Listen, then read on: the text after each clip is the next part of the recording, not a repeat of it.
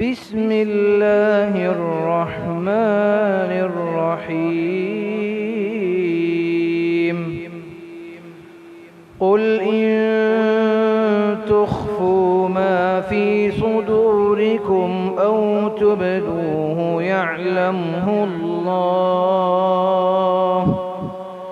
ويعلم ما في السماوات وما في الأرض والله على كل شيء قدير. يوم تجد كل نفس ما عملت من خير محضرا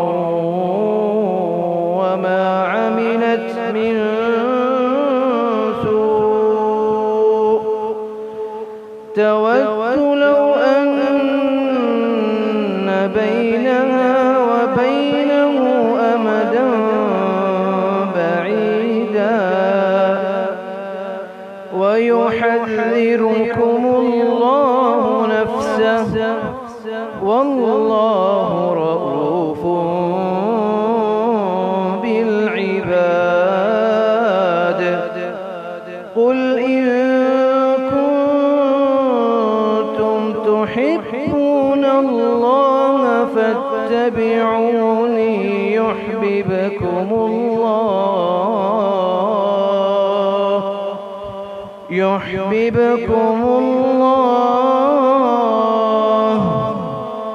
فاتبعوني يحببكم الله ويغفر لكم ذنوبكم والله غفور رحيم. قل أطيعوا الله والرسول فإن تولوا فإن الله لا يحب الكافرين. صدق الله العظيم.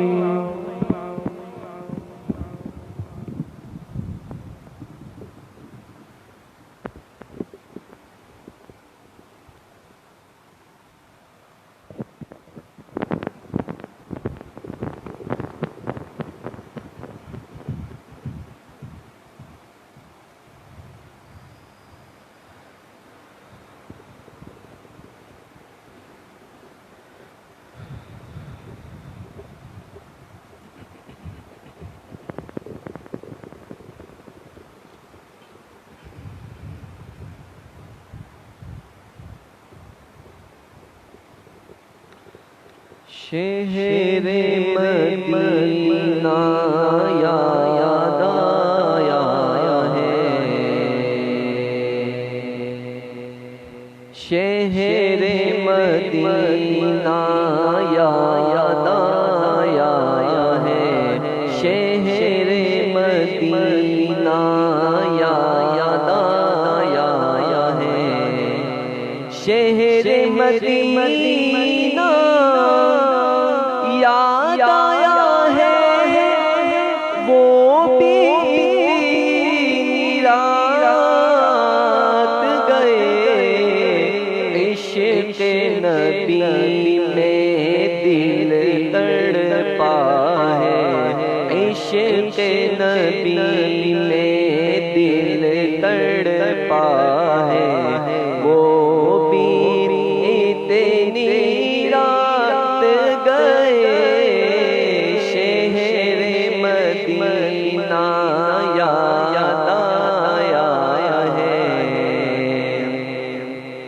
और जिब्राइल ले तलवे चूम के आका को बेदार किया, जिब्राइल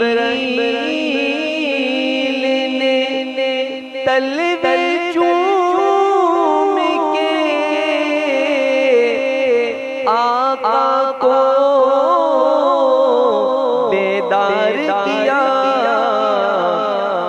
رب نے عرش پہ بلوایا ہے، رب نے عرش پہ بلوایا ہے، رب نے عرش پہ بلوایا ہے، وہ بھی اتنی رات گئے شہر مدینہ یاد آیا ہے، شہر مدینہ یاد آیا ہے، اور اللہ اللہ باغ عدن ہے، اور معراج کا منظر ہے، اللہ اللہ باغ عدن ہے، اور معراج کا منظر ہے، سارا زمانہ ٹھہر گیا ہے، سارا زمانہ ٹھہر گیا ہے، وہ بھی اتنی رات گئے عشق نبی میں دل تڑپا ہے، عشق نبی میں دل تڑپا ہے، اور کس چاہت سے راتیں کاٹی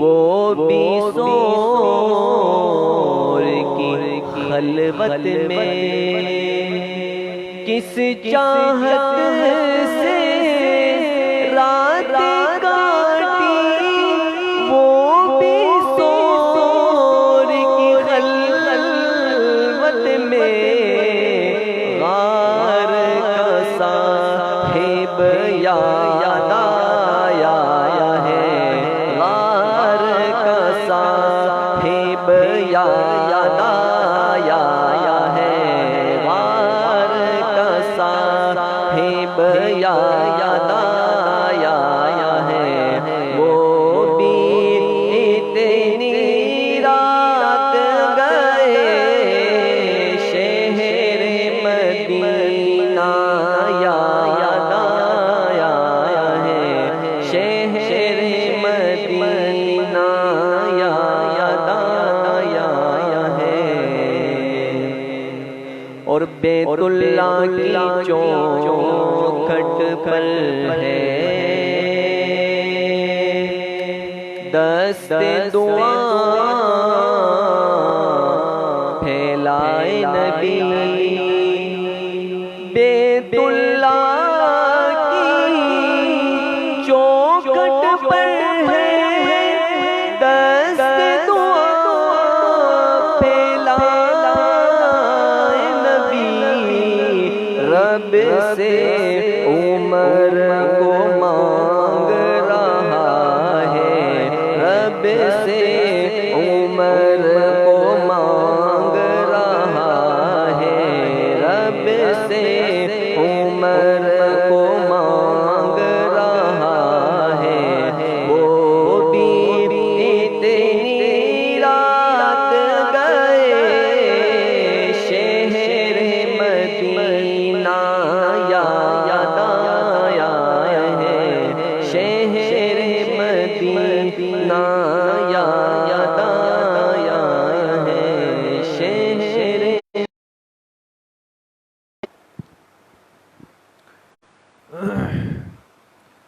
بسم اللہ الرحمن الرحیم، نحمده ونصلي ونسلم على رسوله الكريم، اما بعد فاعوذ بالله من الشیطان الرجیم، بسم اللہ الرحمن الرحیم، لقد جاءكم رسول من انفسكم عزيز عليه ما عنتم حريص عليكم بالمؤمنين رؤوف الرحیم۔ تمام ساتھی ایک مرتبہ محبت سے درود شریف پڑھ لیں۔ اللہم صلی علی محمد وعلی آل محمد کما صلیت علی ابراہیم وعلی آل ابراہیم انک حمید مجید۔ اللہم بارک علی محمد وعلی آل محمد کما بارکت علی ابراہیم وعلی آل ابراہیم انک حمید مجید۔ میرے انتہائی بڑی اور سب سے عظیم نعمت یہ ہے کہ ہمارے پاس ایک امتیاز ہے، ایک خصوصیت ہے جو ہمیں پوری دنیا سے نمایاں کر دیتی ہے، الگ کر دیتی ہے، اور وہ خصوصیت یہ ہے کہ ہمیں جناب رسول اللہ صلی اللہ علیہ وسلم کی اس آخری امت میں اللہ پاک نے آنا نصیب فرمایا ہے۔ اور یہ ایسی نعمت ہے کہ دنیا کی ساری نعمتیں، ساری چیزیں، سارے اسباب وہ اس نعمت کے سامنے ہیچ ہے، ختم ہے اور بیکار ہے۔ چونکہ یہ اصلاحی مجلس ہے اور ہم سب ساتھی یہاں پر اس مقصد سے جمع ہیں کہ کچھ دیر بیٹھ کر ایسی کچھ باتیں ہو جائیں، ہم سن لیں کہ جس میں ہمارے لیے کوئی خیر کی، راحت کی، اللہ پاک کی محبت کی، اللہ کے قرب کی کوئی نہ کوئی سبیل اور کوئی نہ کوئی راستہ بن جائے۔ ابھی مغرب کے بعد بھی جیسے تفصیل سے بات ہوئی اور ہر مسلمان واقف ہے کہ جناب نبی کریم صلی اللہ علیہ وسلم کی آمد باسعادت، آپ کی ولادت باسعادت وہ اسی مہینے میں اللہ پاک نے فرمائی ہے۔ لیکن آپ کی ذات اتنی بابرکت ہے کہ ابھی آپ دنیا میں تشریف نہیں لائے، بلکہ آپ اپنی والدہ حضرت آمنہ کے رحم میں تھے، اور اس دنیا میں آپ کی تشریف آوری نہیں ہوئی، اس سے پہلے ہی آپ کی برکتوں کا ظہور دنیا میں شروع ہو چکا تھا۔ اس لیے حضرت آمنہ کیا فرماتی ہے کہ جس دن سے آپ علیہ الصلاۃ والسلام میرے بطن میں آئے اور میرے رحم میں آئے اور حمل ٹھہرا، اس دن سے لے کر آپ کے دنیا میں آنے تک میں نے عجیب و غریب برکتیں اپنی آنکھوں سے دیکھی کہ جب بھی میں پانی بھرنے کے لیے کنویں کے پاس جاتی تھی تو اس سے پہلے کبھی ایسا نہیں ہوا، لیکن آپ کے استقرار حمل کے بعد کیا ہوتا کہ جب میں کنویں کے قریب جاتی، پانی کا ڈول لٹکاتی تو پانی نیچے سے اوپر آ جاتا، اس سے پہلے نہیں ہوا۔ یہ اللہ پاک اشارہ دے رہے تھے کہ اب اس ہستی کی آمد ہے اور کائنات کے اس آخری پیغمبر کی آمد کا وقت قریب آ رہا ہے کہ جس کا وجود پوری کائنات کے لیے باعث خیر، باعث رحمت، باعث برکت ہوگا۔ پانی اوپر آ جائے، اور مکہ مکرمہ کی شدید گرمی، وہ شہر ویسے بھی بہت گرم ہے محل وقوع کے اعتبار سے، اس لیے کہ چاروں طرف پہاڑوں میں گھرا ہوا ہے۔ یہ تو ایک ظاہری سبب ہے، لیکن حقیقی اور روحانی اور باطنی سبب کیا ہے کہ اللہ پاک کی تجلیات کا مرکز یعنی بیت اللہ شریف وہاں پر ہے، اور ایک دن میں اللہ پاک کی ہزاروں تجلیات بیت اللہ شریف پہ برستی، ہزاروں۔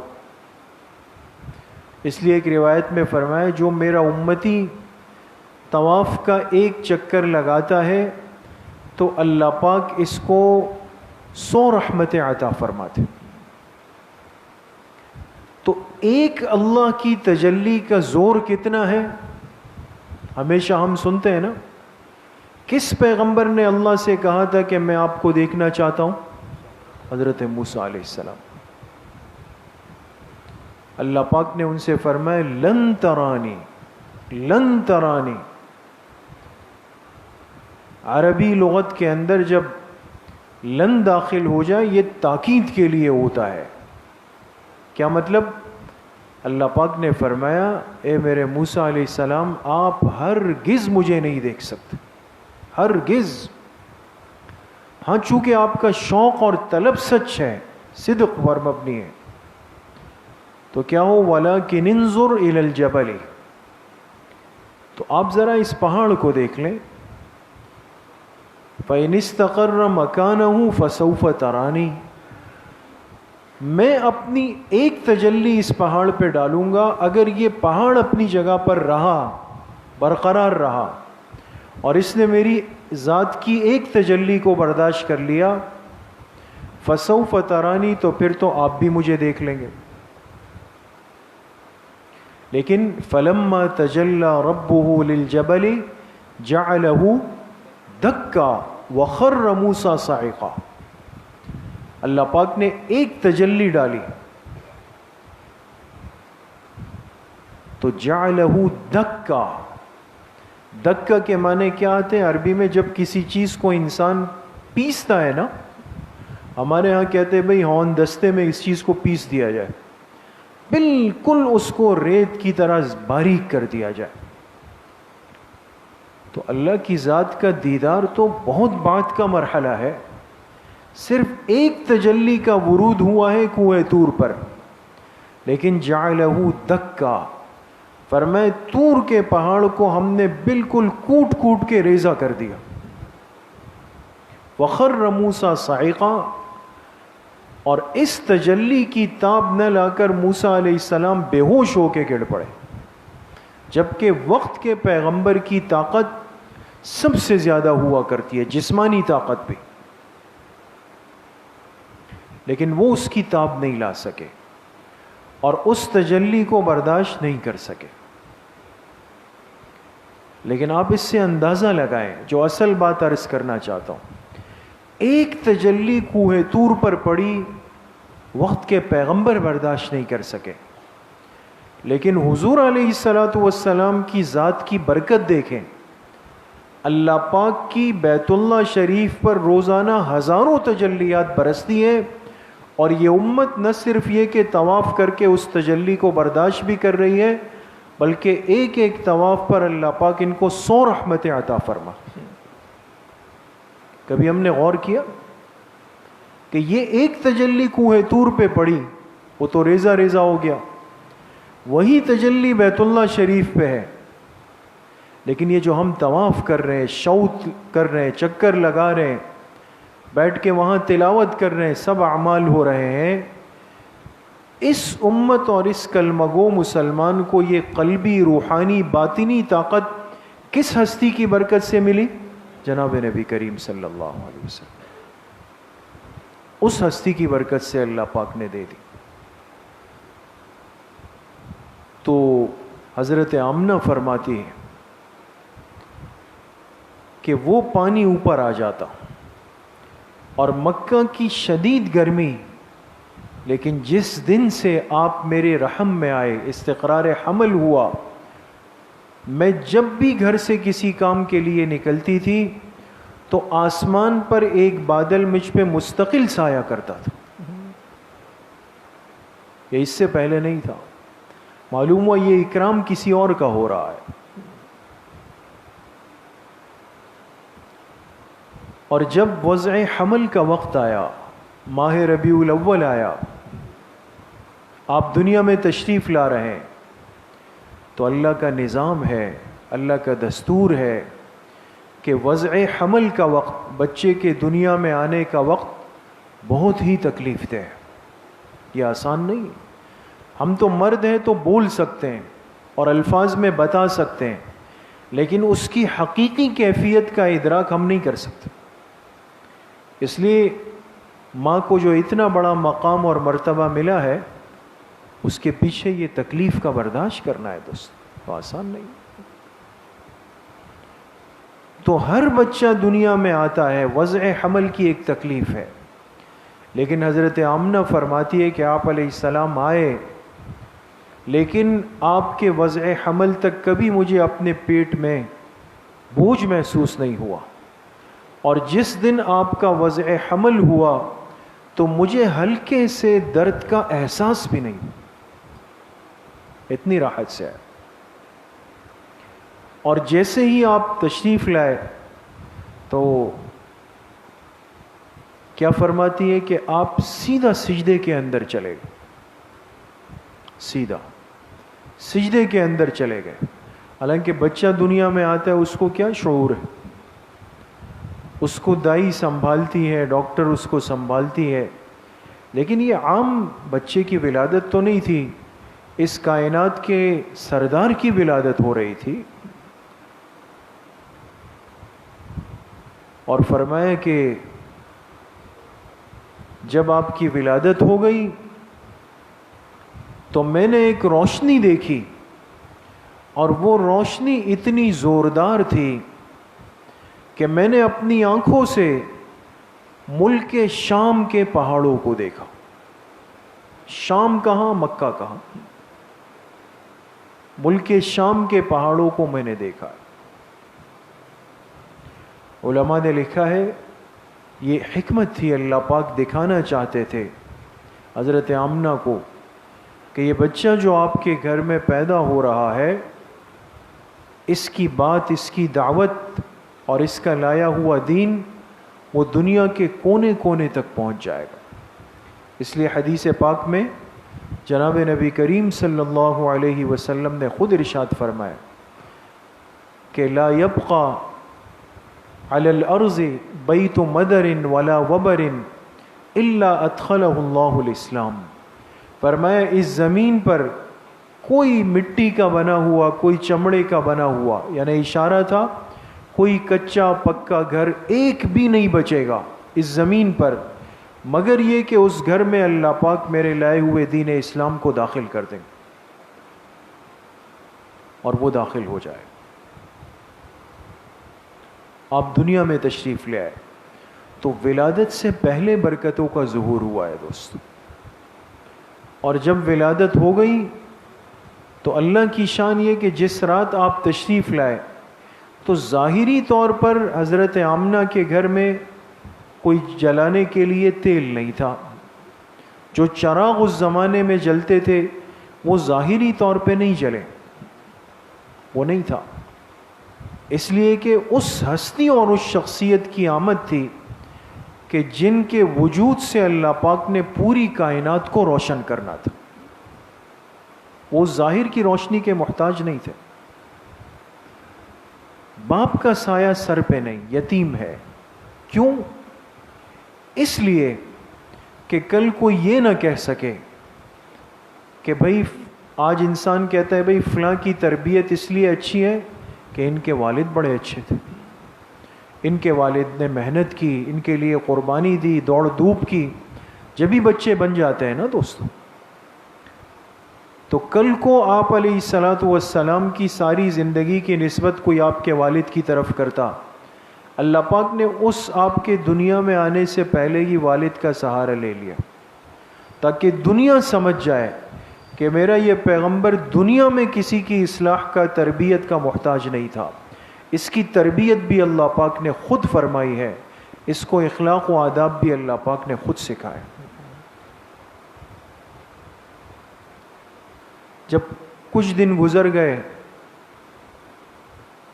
تو آپ نے سنا ہے، ہمیشہ ہم یہ واقعہ سنتے ہیں، تو عرب کے ماحول اور مزاج کے مطابق کیا ہوا کہ بھی بچوں کو اب دیہات کی عورتوں کے حوالے کر دیا جائے، اس لیے کہ دیہات میں ہر چیز اپنی اصلی حالت میں ہے، غذا ہے، موسم ہے، بول چال ہے، تندرستی، ہر چیز ہے۔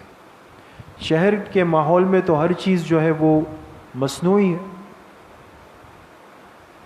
تو عرب میں ایک عادت تھی کہ بچے کو کچھ دن ماں اپنا دودھ پلاتی اور پھر اس کے بعد ان کو دیہات کی عورتوں کے حوالے کر دیا جاتا۔ تو آپ علیہ السلام نے 3 یا 4 دن بعض روایات میں حضرت آمنہ کی رضاعت فرمائی ہے. پھر ابو لہب کی ایک باندی تھی اور اس کا نام لکھا ہے ثویبہ. ثویبہ، صوبیہ نہیں، ثویبہ. اس ثویبہ کی رضاعت فرمائی ہے. اور پھر حسب دستور وہ عورتیں آئیں جو اطراف کے گاؤں سے آتی تھی. تو طائف کے اندر ایک گاؤں تھا بنو سعد کا. اس بنو سعد کے بارے میں مشہور تھا کہ یہاں کی عورتوں کا دودھ کا جو بچہ رضاعت کرتا ہے وہ بڑا صحت مند اور سمجھدار ہوتا. وہ عورتیں آئیں اور مکہ مکرمہ کے اندر جتنے بچے پیدا ہوئے تھے ایک ایک بچے کو اپنے ساتھ لے جانے کی ترتیب تھی. لیکن اللہ پاک نے اپنے حبیب کے لیے، اپنے محبوب کے لیے ہر چیز کو منتخب کر کے محفوظ کر کے رکھا ہوا تھا. ہر ایک نہیں لے جا سکتا آپ کو. اس لیے جب یہ عورتیں چلی تو سب کی سواریاں ہٹی کٹی تازی موٹی تھی.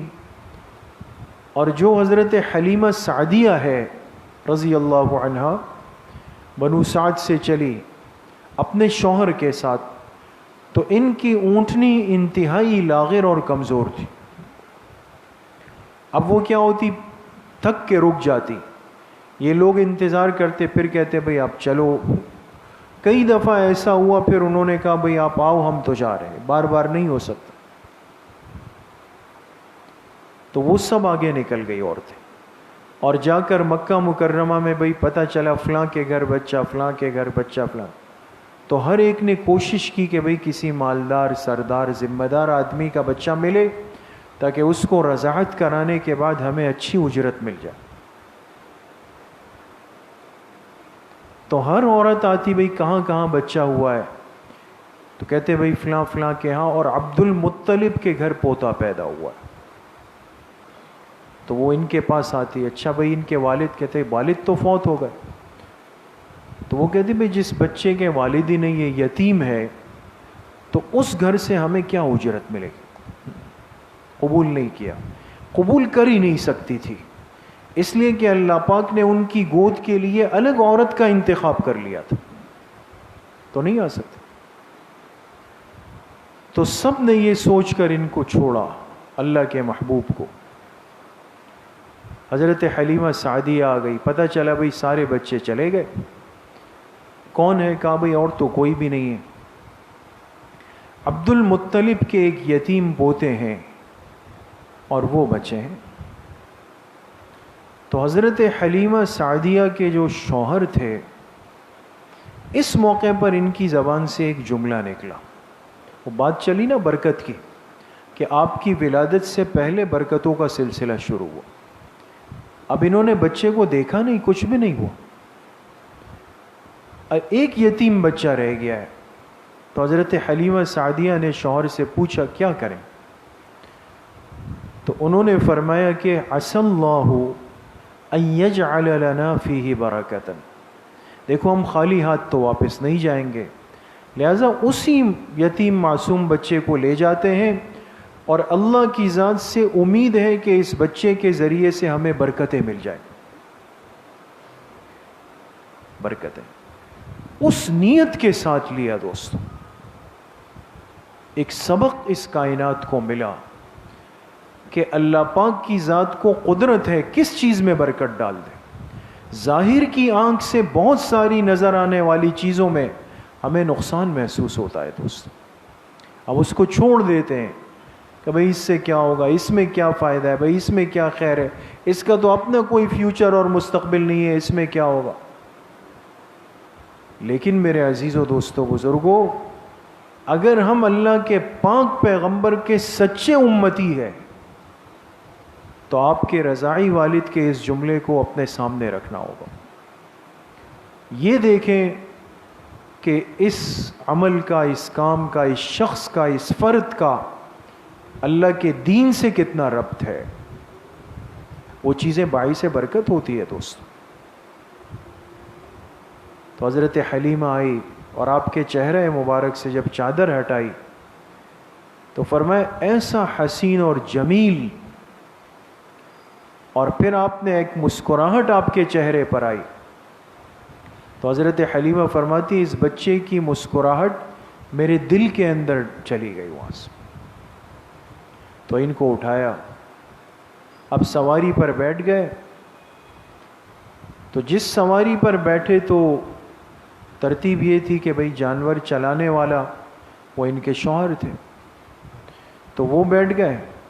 پیچھے حضرت حلیمہ سعدیہ آپ علیہ السلام کو گود میں لے کر بیٹھ گئی، لیکن اونٹنی نے کھڑے ہونے سے انکار کر دیا، نہیں اٹھ رہی.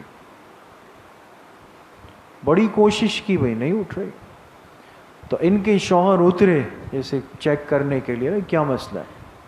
اب جب وہ نیچے اترے، اس جانور کے چلانے والی سیٹ چھوڑ دی آگے والی، جب نیچے آئے اونٹنی ایک دم سے کھڑی ہو گئی. انہوں نے کہا او ہو یہ جانور اشارہ کر رہا ہے کہ اس بچے کو پیچھے نہیں رکھا جا سکتا، اس کو تو آگے رکھنا پڑے گا. تو آپ کو آگے لایا گیا. اور جب یہ اونٹنی کھڑی ہوئی اور اس نے جو دوڑ لگائی، وہی اونٹنی جو طائف سے چل کر یہاں تھک تھک کر آئی تھی، سب کو تھکا دیا. اب واپسی میں ایسی دوڑ رہی ہے ہوا کی طرح کہ وہ جو پہلی عورتیں پہلے نکل چکی تھی انہوں نے دیکھا کہ حضرت حلیمہ آ رہی ہے اور ایک تیز رفتار اونٹنی ہے، اور چلتے چلتے ان سب کو تجاوز کر کے آگے چلی. تو ان عورتوں نے پوچھا کہ حلیمہ کیا معاملہ ہے؟ یہ تو وہی اونٹنی ہے، آتے ہوئے تو اس میں طاقت نہیں تھی، اب اتنا آگے نکل گئی، لگتا ہے کہ آپ نے سواری بدل دی ہے. تو حضرت حلیمہ نے فرمایا سواری وہی ہے، اب سوار بدل چکا ہے، اب سوار بدل گیا، اب برکتیں ساتھ چل رہی ہے دوست. اور جب یہ قافلہ بنو سعد قبیلے میں پہنچا ہے، سیرت کی تمام کتابوں کے اندر لکھا ہے کہ آپ علیہ الصلاۃ والسلام کو لے کر جب حضرت حلیمہ سعدیہ اپنے قبیلے کے اندر داخل ہوئی، پورے بنو سعد کے قبیلے کے ہر ہر گھر میں ایک خوشبو پھیل گئی. اور کہتے ہیں جب تک آپ علیہ السلام نے 4 سال وہاں گزارے، یہ اس جگہ کو ایک سعادت حاصل ہے. بنو سعد کی بستی آج بھی ہے، لوگ جاتے ہیں، اللہ ہم سب کو حاضری نصیب فرمائے. تو وہ خوشبو رہی آخر تک. اور حضرت حلیمہ سعدیہ کا گھر یہ اپنے علاقے کا، قبیلے کا سب سے کمزور گھرانہ تھا. خود فرماتی ہے کہ ہمارے پاس چند بکریاں تھیں، لیکن بہت مشکل سے اس کے تھنوں میں دودھ آتا تھا، اتنی لاغر اور کمزور ہو چکی تھی. لیکن جب سے یہ بچہ آیا تو اللہ کی شان، ہمارے گھر کا ایک برتن بھی دودھ سے کبھی خالی نہیں ہوتا تھا. بکریاں بھرپور، دودھ بھرپور، گھر کے اندر عجیب و غریب برکتیں ہیں، لوگ حیران ہو جاتے. تو آپ علیہ السلام کی ایک رضاعی بہن تھی، حضرت حلیمہ سعدیہ کی ایک بیٹی تھی، سگی بیٹی، حضرت شیمہ. تو وہ بڑی بچی تھی، تو ان کی ذمہ داری تھی کہ وہ جا کر بکریاں چرا کے آتی تھی. تو ایک دفعہ جب جانے لگی تو اپنی والدہ سے کہا کہ آپ اجازت دے تو میں اپنے بھائی کو بھی ساتھ لے جاؤں. تو حضرت حلیمہ نے فرمایا بھائی وہ تو بکریوں کے چرنے کی جگہ ہے، جنگل ہے، یہ بچہ ہمارے پاس امانت ہے، یہ واپس جائے گا، ایسا نہ ہو کہ وہاں کوئی تکلیف ہو جائے، نقصان ہو جائے، مت لے جاؤ. تو شیمہ نے کہا کہ مسئلہ یہ نہیں ہے، مسئلہ یہ کہ جب یہ بھائی ہمارے ساتھ جس دن جاتا ہے نا، تو اس دن ہمیں بکریوں کو چلانا، دوڑانا، اس کے پیچھے پھرنا نہیں پڑتا. یہ سب بکریاں اللہ کی شان ہم دیکھتے ہیں کہ آ کر بیٹھ جاتی ہے اور ہمارے اس بھائی کو دیکھتی ہے، اور ان کے پیٹ بالکل بھرپور بھر کے یہ تازہ دم ہو کے کھڑی ہو جاتی. تو میرے عزیز و بزرگوں، یہ تو صرف آپ کی پیدائش اور مدت رضاعت کی برکتیں، یہاں سے جو سلسلہ چلا ہے.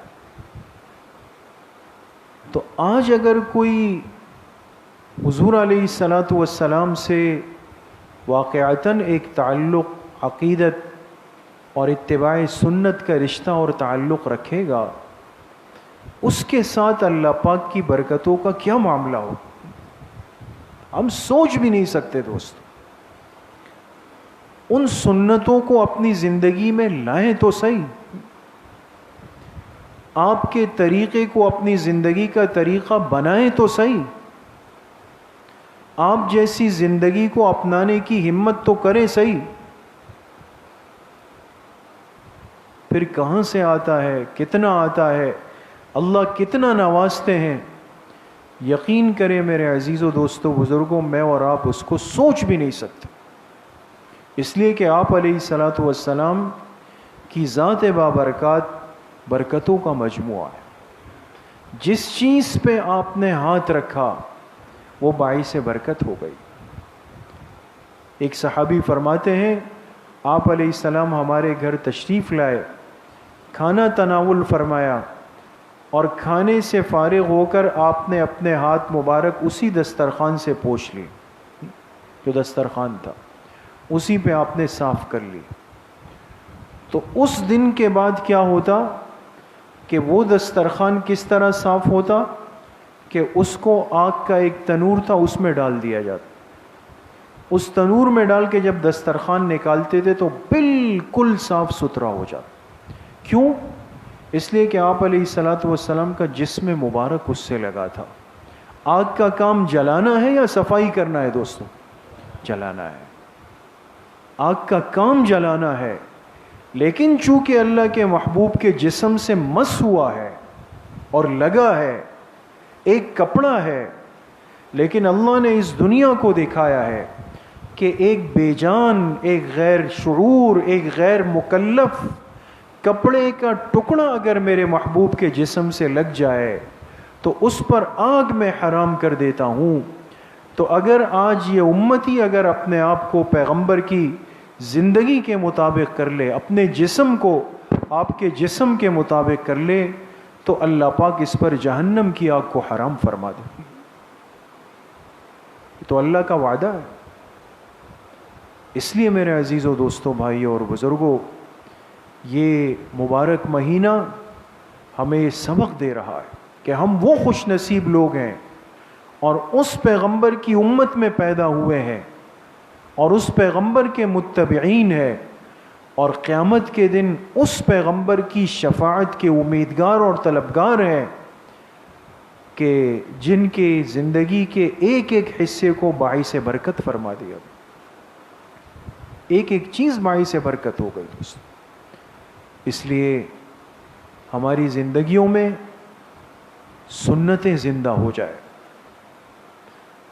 آج اس کمزوری کی اصلاح کی بہت بڑی ضرورت ہے۔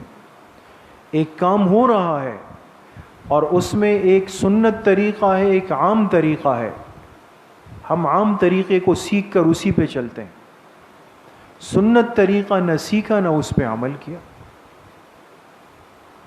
اس لیے میرے عزیزوں دوستوں بزرگوں، کم از کم یہ نیت ہو کہ ہم سنتوں کی اتباع کو اپنی زندگی کا حصہ بنائیں، ہمارا ایک ایک عمل سنت سے مزین ہو جائے دوست، ہمارا بولنا، اٹھنا، چلنا، سونا، مسجد آنا، مسجد سے نکلنا، گھر میں داخل ہونا، گھر سے نکلنا، یہ سب چیزیں سنت ترتیب پر ہو جائیں۔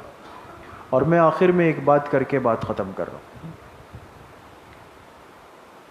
ایک بہت بڑے اللہ والے نے یہ بات لکھی کہ بھئی مسلمان جیسا تیسا بھی ہے،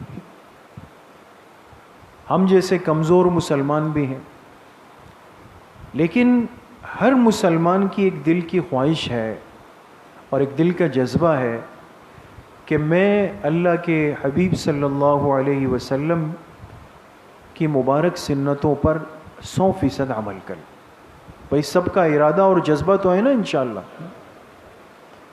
لیکن ایک ایک سنت پر عمل ہو جائے، سب سنتیں زندہ ہو جائے، ظاہر سی بات ہے ایک دن کا کام تو نہیں ہے اور اتنا آسان بھی نہیں ہے، انسان کمزور ہے، بڑوں کی باتیں بڑی ہوتی۔ تو انہوں نے کیا فرمایا کہ میں یہ عرض کرتا ہوں کہ اگر کوئی مسلمان 3 سنتوں کی پابندی روزانہ کی بنیاد پہ شروع کر دے، کتنی سنتوں کی؟ 3 سنتوں، 3 سنتوں کی پابندی روزانہ کی بنیاد پر شروع کر دے گا تو اللہ پاک اس کے لیے تمام سنتوں پر عمل کرنا آسان فرما دے۔ 3 سنتیں، اب وہ کون کون سی ہے؟ بہت آسان ہے، اور یقیناً آپ سب ماشاءاللہ صاحب تقوی صاحب اعمال ہیں، یقیناً کرتے ہوں گے، لیکن اب اس استحضار اور سوچ کے ساتھ ہم کریں کہ بھئی یہ 3 سنتیں تو نہیں چھوڑنی۔ پہلی سنت کیا فرمائی؟ فرمایا سلام میں پہل کرنے کی سنت۔ سلام نہیں، ایک تو دیکھیں نا سلام کرنا سنت ہے نا، سب جانتے ہیں، سلام میں پہل کرنا مستقل الگ سنت ہے۔ پہل کرنا جانتے ہیں کیا مطلب؟ یعنی پہلے آپ کہیں السلام علیکم، یہ پہل کرنے والا ہے، اور وعلیکم السلام یہ جواب دینے والا ہے۔ تو سلام کرنا مستقل سنت، لیکن سلام میں پہل کرنا یہ الگ سنت ہے۔ یہ اتنی جاندار اور طاقتور سنت ہے دوستو کہ ہم اس کے مقام کو نہیں سمجھ سکتے۔ اس لیے آپ نے بعض علماء کو، بزرگوں کو دیکھا ہوگا کہ آپ ان سے فاصلے پر ہوں گے اور وہ دور سے کیا کہتے ہیں؟ السلام، تک بھئی یہ سنت مجھ سے کہیں وہ نہ لے لیں۔ ہم تو بادشاہ لوگ ہیں، کسی نے کر لیا تو ٹھیک، ہم کہتے ہیں اس نے نہیں کیا میں کیوں کروں؟ کتنے موقع ضائع کرتا۔ تو سلام میں پہل کرنے کی سنت۔ آپ جا رہے ہیں، پڑوسی آ رہا ہے، ساتھی آ رہا ہے، مسجد کے نمازی آ رہے ہیں، محلے کے ساتھی آ رہے ہیں، مارکیٹ دکان کے ساتھی آ رہے ہیں، تو اب آپ نے محسوس کیا کہ یہ میری آواز سن سکتا ہے، اس کے بولنے سے پہلے یہ سنت آپ لے لیں۔ سمجھ گئے دوستو؟ ایک ہوگا۔ دوسری بات فرمائی انہوں نے کہ ہر خیر اور نیکی کے کام میں دائیں طرف کو اختیار کرنے کی سنت۔ یہ بھی ہم جانتے ہیں، ہے نا، یہ بھی سنت ہے نا۔ آپ علیہ السلام نے فرمایا جو بھی خیر والا کام ہو اس میں کس جانب کو مقدم کریں؟ دائیں جانب۔ بھائی مسجد میں داخل ہوں گے تو پہلے کون سا پیر رکھیں گے؟ سیدھا نا، ٹھیک ہے نا۔ 2 جوتے ہیں، جوتے جب پہنیں گے تو پہلے کون سا پہنیں گے؟ سیدھا والا، ہے نا۔ گھر میں داخل ہوں گے تو پہلے کون سا پیر رکھیں گے؟ سیدھا رکھیں گے۔ قمیص پہنیں گے تو پہلے کون سی آستین ڈالیں گے؟ سیدھی والی ڈالیں گے۔ راستے میں چلیں گے تو ایک راستے کی دائیں جانب ایک بائیں جانب ہے، کس جانب کو اختیار کریں گے؟ سیدھی جانب، دائیں جانب کو۔ اب یہ بڑی جاندار سنت ہے، طاقتور، پتہ بھی ہے، لیکن چونکہ ایک عادت نہیں ہے تو کہتے ہیں چلو بھائی وہاں سے گئے یہاں سے گئے تو کیا ہو گیا، چپل پہن رہے ہیں تو بس پھینک دیے نیچے، اور پھر جو پیر آگے ہو گیا تو چلو بھائی جی بسم اللہ۔ وہ عادت نہیں بنی، اور اس کی وہ اہمیت اور مقام دل دماغ میں نہیں بیٹھا۔ تو ہر خیر والے عمل میں کس جانب کو مقدم کریں؟ دائیں جانب۔ 2 سنتیں ہو گئی۔ تیسری سنت فرمائی کہ ہر نماز کے بعد تسبیحات فاطمیہ کا اہتمام کرنا۔ تسبیحات فاطمیہ جانتے ہیں نا؟ 33 مرتبہ سبحان اللہ، 33 مرتبہ الحمدللہ، 34 مرتبہ اللہ اکبر۔ اس کو تسبیحات فاطمی کہتے ہیں۔ فاطمی اس نسبت سے کہ آپ علیہ السلام نے خاص طور پر اپنی لاڈلی اور محبوب صاحبزادی سیدہ کائنات حضرت فاطمہ الزہرا رضی اللہ تعالی عنہا کو یہ تلقین فرمائی تھی۔ حضرت فاطمہ کو تلقین فرمائی، اور کب فرمائی؟ جب انہوں نے آپ علیہ السلام سے ایک درخواست کی تھی کہ میں تھک جاتی ہوں بہت زیادہ اور کوئی نہیں ہے، تو آپ کے پاس مختلف موقعوں پر مال غنیمت میں باندیا آتی ہے، تو ایک خدمت کے لیے ایک باندی اگر آپ مجھے عنایت فرما دیں۔ دیکھیے اولین اور آخرین کے سردار ہیں، سب دنیا کو بانٹ رہے ہیں، کوئی چیز نہیں رکھی، اور اپنی بیٹی اور صاحبزادی نے ایک باندی کا سوال کیا تو کیا فرمایا؟ فرمایا کہ فاطمہ میں تمہیں اس سے زیادہ بہتر چیز نہ بتاؤں؟ اگر تم اس کو کر لو تو دن بھر کی تکلیف ختم ہو جائے گی۔ انہوں نے فرمایا ضرور۔ آپ نے فرمایا تم ہر فرض نماز کے بعد ان تسبیحات کا اس ترتیب پر اہتمام کر لو، تمہیں کبھی تھکاوٹ نہیں ہوگی۔ حضرت فاطمہ الزہرا رضی اللہ عنہ فرماتی ہے میں نے اس پر عمل شروع کیا، اس کے بعد مجھے کبھی تھکاوٹ کا احساس نہیں۔ اس لیے علماء نے لکھا بھی ہے کہ جو آدمی مصروف رہتا ہو، تھک جاتا ہو، تو اس کے لیے جسمانی اسباب کے ساتھ ساتھ ایک روحانی وظیفہ یہ ہے۔ یا آپ نے دیکھا ہوگا نا، بعض لوگ گھنٹوں کام کرتے ہیں، ہمارے بعض علماء بزرگ 2-3 گھنٹے سوتے ہیں، باقی لگے ہوئے ہیں، اس لیے کہ ان وظائف کا اہتمام ہے۔ دوستو ہم نے تو وظائف سنے ہیں اور کبھی پڑھ لیتے ہیں، لیکن اس کی طاقت ذہن میں نہیں بیٹھی کہ اس میں اللہ نے کتنی جان رکھی۔ تو یہ کتنی سنتیں ہو گئی دوستو؟ 3 سنت۔ پہلی سنت کیا عرض کی؟ سلام میں پہل کرنا۔ دوسری، ہر خیر کے کام میں دائیں جانب کو ترجیح دینا۔ تیسری، ہر نماز کے بعد تسبیحات فاطمیہ پڑھنا۔ تو کم از کم ان 3 سنتوں پر ہر دن کی بنیاد پہ پابندی ہو تو تمام سنتوں کا پر عمل کرنا اللہ آسان فرما دیتے ہیں۔ اللہ کریم مجھے بھی آپ سب کو صحیح عمل کی توفیق نصیب فرمائے۔ وآخر دعوانا ان الحمد للہ رب العالمین۔ اب انشاءاللہ کچھ دیر کے لیے ہم ختم خواجگان اور ذکر کریں گے، انشاءاللہ اس کے بعد پھر دعا ہوگی، پھر واپسی کریں۔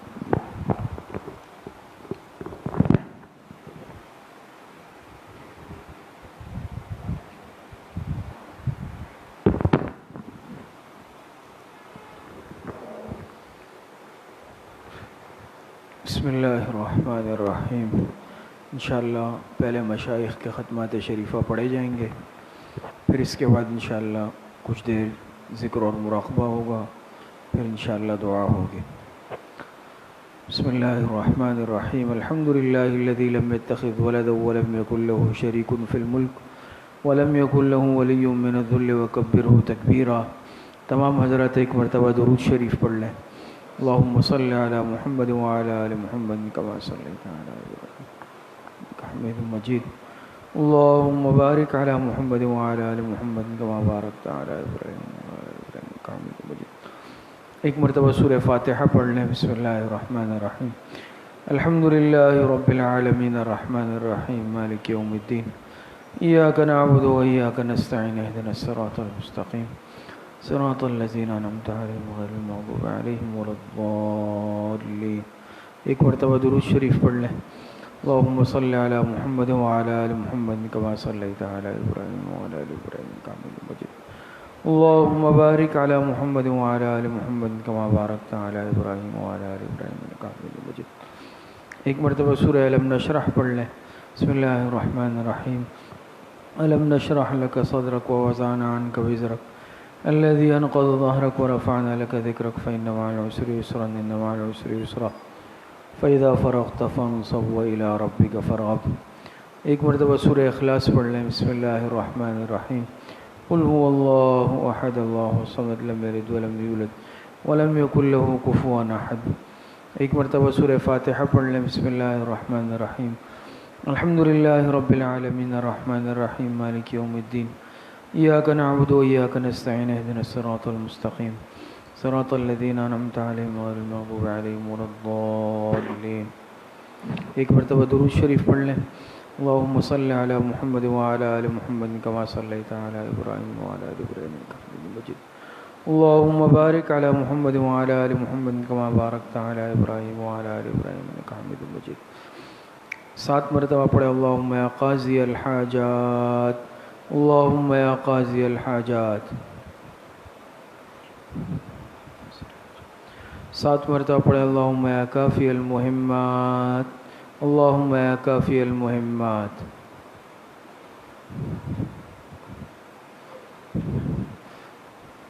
7 مرتبہ پڑھے۔ اللہم یا دافع البلیات، اللہم یا دافع البلیات۔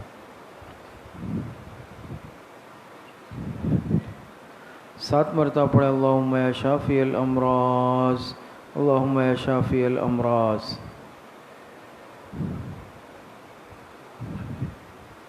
7 مرتبہ پڑھے اللہم یا رفیع الدرجات، اللہم یا رفیع الدرجات۔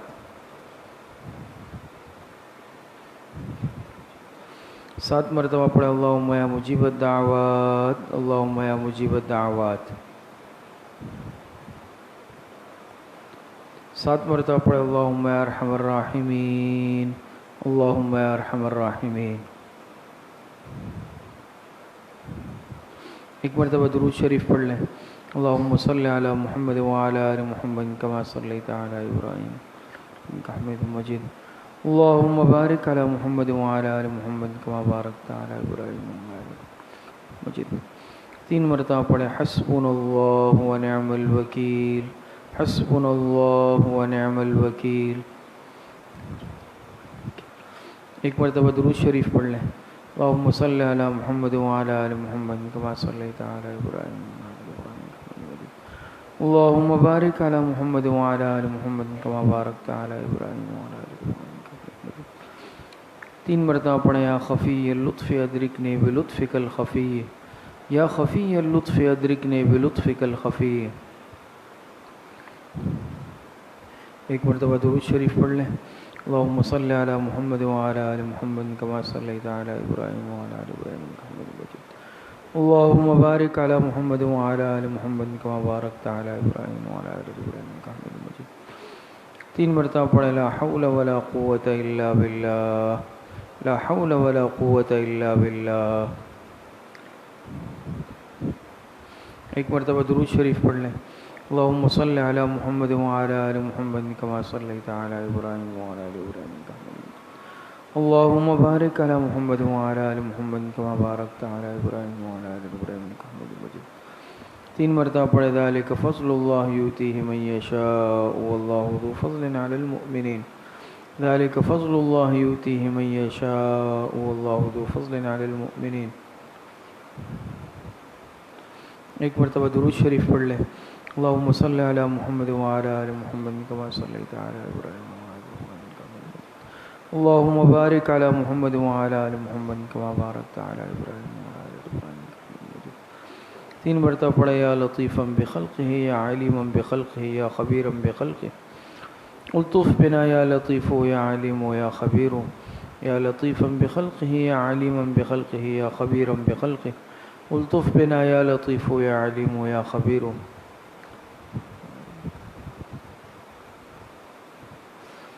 1 مرتبہ درود شریف پڑھ لیں، اللہم صلی علی محمد وعلی آل محمد کما صلیت علی ابراہیم وعلی آل ابراہیم انک حمید مجید، اللہم بارک علی محمد وعلی آل محمد کما بارکت علی ابراہیم وعلی آل ابراہیم انک حمید مجید۔ 3 مرتبہ پڑھیں انا للہ و انا الیہ راجعون، انا للہ و انا الیہ راجعون۔